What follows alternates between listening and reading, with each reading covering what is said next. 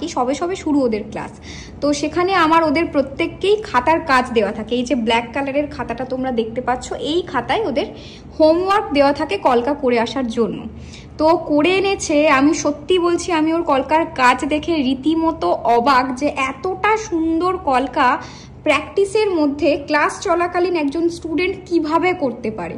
তো আমি ভাবলাম না, তোমাদের সঙ্গে শেয়ার করা উচিত, কারণ তোমরা অনেকেই আছো যারা এমন সুন্দর কি বলবো প্রতিভা বলো বা এমন সুন্দর কাজের মেয়ে দেখতে পছন্দ করো। তো চলো আমি তোমাদের দেখাই যে গড গিফটেড বা স্পেশাল কাকে বলে।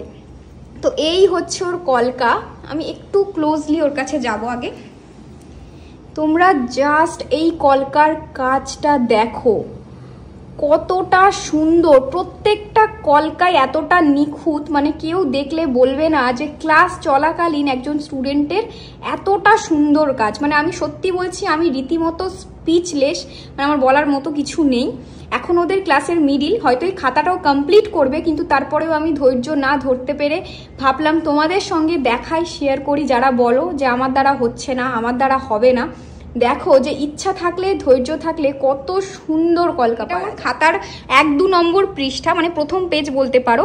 আর এখন এই খাতা শেষ করা পুরো বাকি, তাই তো? আশা করছি লাস্ট পেজে আরো সুন্দর কিছু দেখতে পাবো, তাই তো? তো এই খাতা মানে রিঙ্কুর খাতার পুরোটা আমি তোমাদের শেয়ার করব। আর আজকে ওর এই খাতার কাজ তোমাদের কেমন লেগেছে জানাতে হবে কিন্তু, তবেই কিন্তু আরো ভালো ভালো কাজ করতে পারবে।